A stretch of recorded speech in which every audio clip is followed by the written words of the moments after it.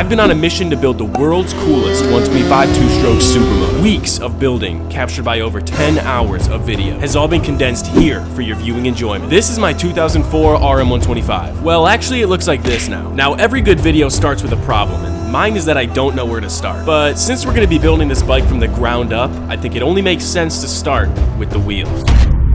Today I'm going to show you what I'm going to lace these things up with to make our Supermoto wheels, so bow, big box, baby. So these are custom spokes from W, and now we got the hoops. Boom. Hey, yo. I know what you're thinking, okay? There's a lot of mix match of colors going on here. Yellow, teal, gold. It's going to be like the most vibrant colors you can find. So as you can see, I decided to build my own Supermoto wheels for this build. I know this process seems really intimidating to some people, but it's really not that bad as long as you take your time and watch a couple videos. You can figure it out pretty easily.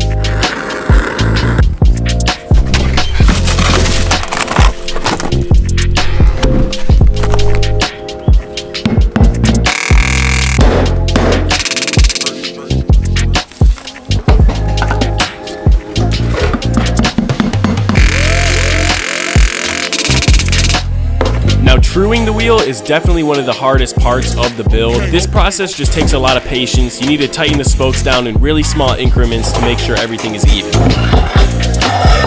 And lastly, some of the spokes actually protrude through the wheel, so you gotta grind them down flat. We got the wheels built up. Next, we gotta put tires on these things, and that's what I got right here. I decided to go with a Michelin 2CT for the front tire, and the rear tire is gonna be a Dunlop GPR 300. This was a recommendation from Brian 636, the Stoppy Master, so I actually got these tires from his website, Misguided. If you wanna get parts quick, I definitely recommend you guys hit up Misguided. The link to the website is in the description. Oh, hey, this is me using duct tape as a rim strip. I don't know. I don't have a rim strip. I heard it works. I never claimed to be a role model. I don't know if you should do this or not.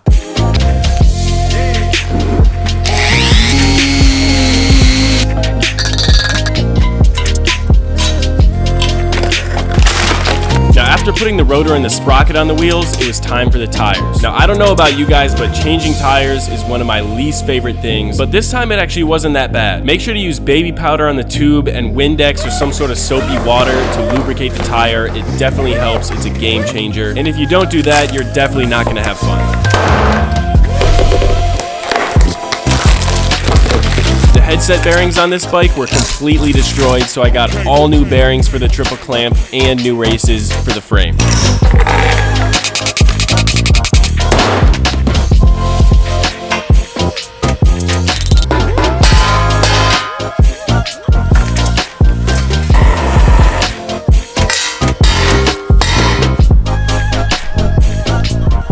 At this stage of the bike, as you can see, frame is powdered, swing arms clean. We got new bearings installed on the triple clamp and new inner races in the frame. Suspension's redone. Front and the rear wheels are completely built up, ready to go on. The first thing that I'm gonna do is put the foot pegs on the frame. Once the foot pegs are on there, I can get it clamped down to the red line stand and start putting everything else on it from there.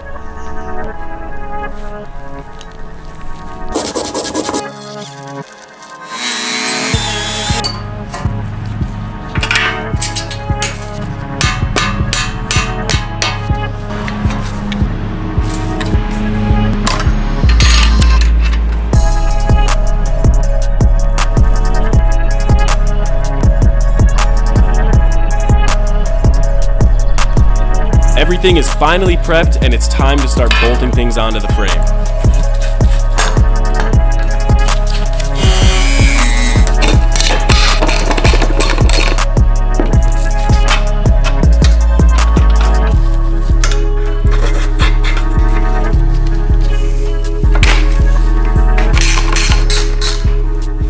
One thing that I wanted to do for this build is make the forks just look a lot cleaner than they normally do. So we got black fork shrink. This is from Bold Designs. These are definitely gonna transform the look of these. They're gonna take this from looking all gold to basically blacken out these fork tubes here and making the front end of the bike just way stealthier. A big improvement, I think, to the look of the bike overall, so.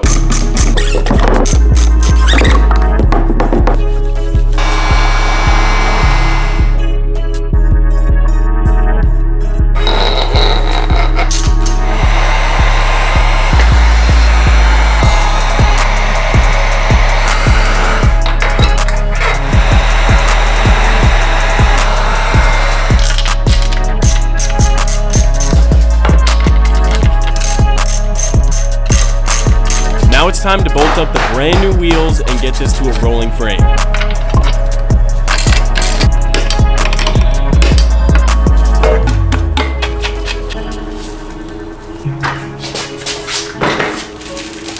Guys, we got the bike to a rolling frame right now. Just seeing it how it is right now compared to what it was like a couple days ago, just torn down completely, all parts. Super exciting. Let's go for a ride, baby.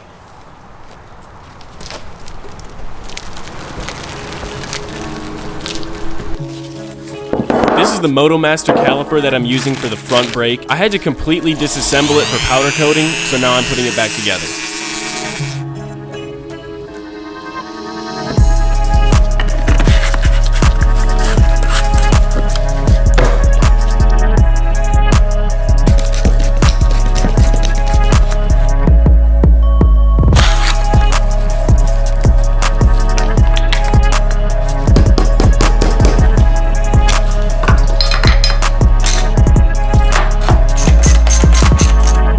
I haven't touched the motor at all up to this point. I'm pretty confident that this thing is in good shape because it was running and riding when I took it apart. I'm about to tear the top end off and see how the crankshaft feels. I want to replace all the oil seals that I can while I'm in there just so that nothing's leaking. And then we're gonna do a clutch and a top end, and I think that's really all we're gonna do for the motor. I'm rocking a stock 125 on this build. I want to keep it OG to the RM style that I've had it the whole time. So I'm gonna go ahead and tear this thing down, do a little damage check, see what's good, see what's bad, and then we'll go from there.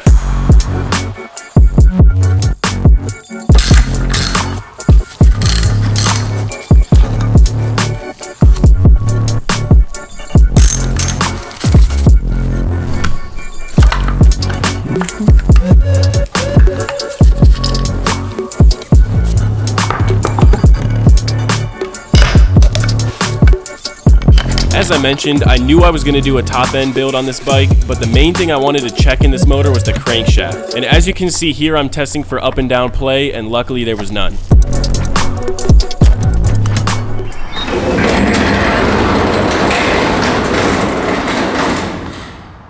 Hello. Welcome to location number 3 of this build series. I started this build in my apartment. I moved out of my apartment, went to my parents' house, did some work in my parents' garage, and then I moved out of there again. Now I'm in a completely new state again, a completely new garage again, and we're still working on this 125 build. I don't think I could have picked a worse time in my life to start this build because I've just been moving around trying to figure out my life, where I'm gonna live at, all that garbage. You don't want to hear about it. Let's go into the garage and check out where we're at. So as you guys can see, this is a completely new garage. We got trucks over here, all of my bikes in the back, everything's set up, ready to go. This is definitely the most space I've ever had in a shop. Got the motor set up for the 125. We're about to start building this thing up. We got parts here. Here are the bikes laid out. All I've really done to the motor so far is just clean it up, get all the oil off of it, make it look a little bit better. We got a piston kit, a new clutch, and then just some gaskets here. That's really step number 1, I think right now, is just to get this motor ready to go back into the bike. And then we can finish throwing everything on this bike. It's all gonna go on, but it starts with this motor.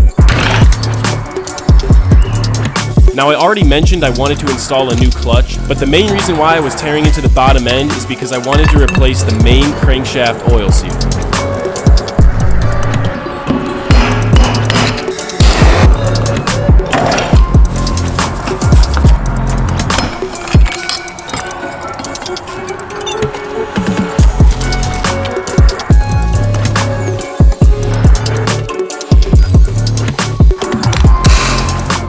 Everything I know mechanic-wise is basically learned from YouTube, and this is one of the times that YouTube failed me. I watched a video that said you should use a wood screw to pull the seal out, and it definitely didn't work for me. I ended up just using a seal puller, and it worked way better. Now that the new seal's in, it's time to reassemble everything and close up the bottom end. Can't forget that new clutch though.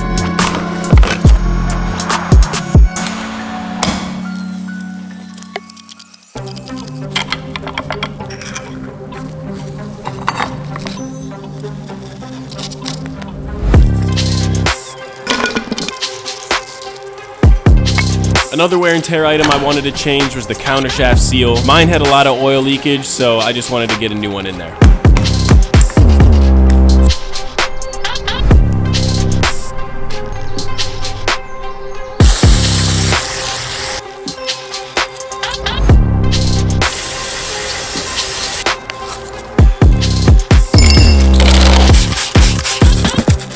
One thing that's really important to two-strokes is setting the ring gap for the new piston. This is another tedious process, but just make sure to do a little bit at a time because you can't go back.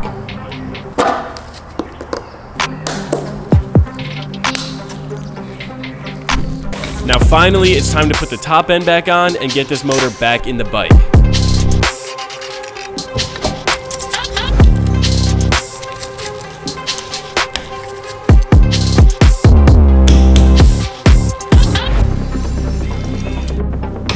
I got the engine all built up right here. I threw this thing together in like 5 minutes. That's why I love two-strokes. They are so quick to do the top end on. I also totally forgot that the frame is still totally naked, so I gotta get the wiring harness ready to go and installed back on the frame.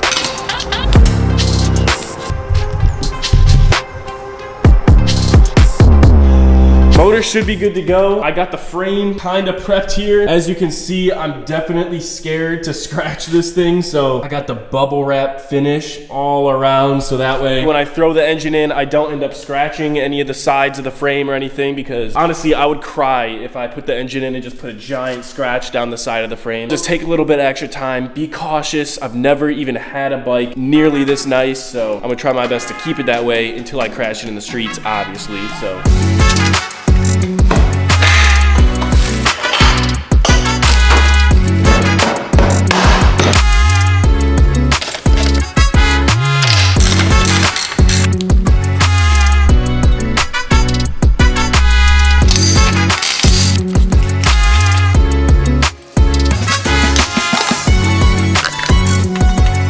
Engine in, next up is the cooling system, and I wanted to clean up the radiators before I installed them. That way they match the rest of the bike and they're looking fresh and shiny.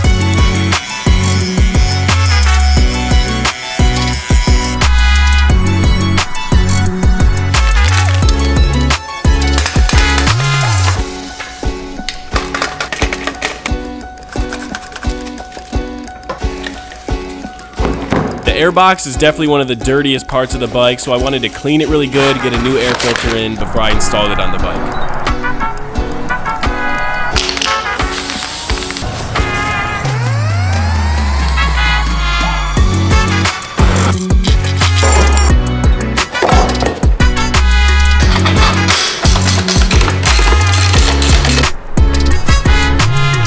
Next up was a lot of the random pieces like the exhaust mounts and the chain rollers.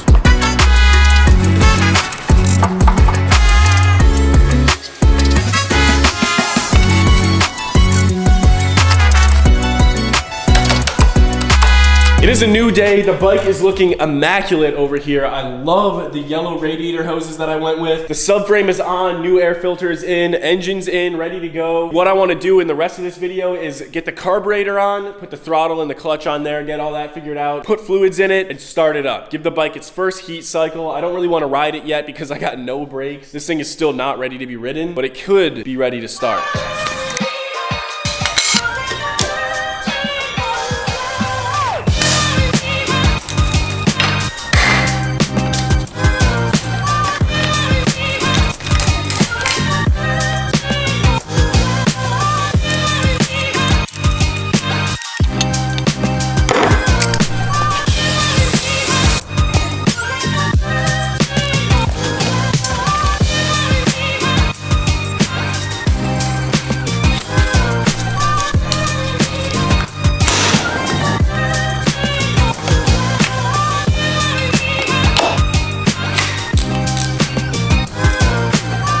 This is the first time I've ever installed an hour meter on a bike, but I figure with a two-stroke, it's probably really good to have just to know how much time is on that top end.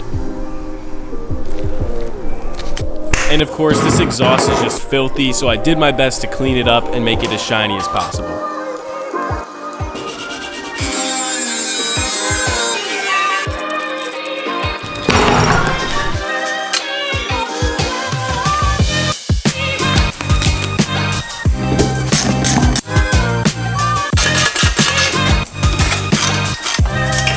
Last but definitely not least, I put oil and coolant in the bike, got all the fluids topped off and ready to go.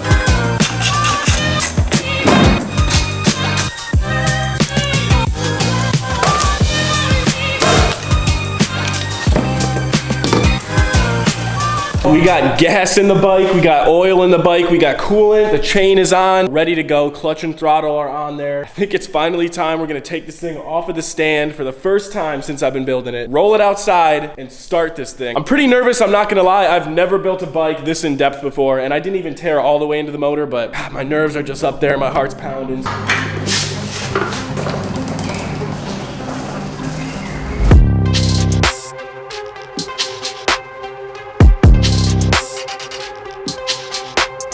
I'm literally about to turn the gas on, fill the carb up, and try and kickstart this thing. I'm very nervous, I'm very scared.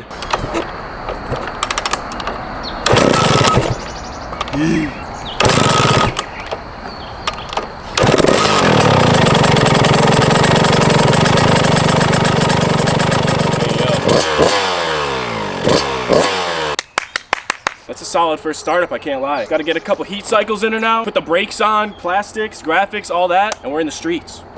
Let's go.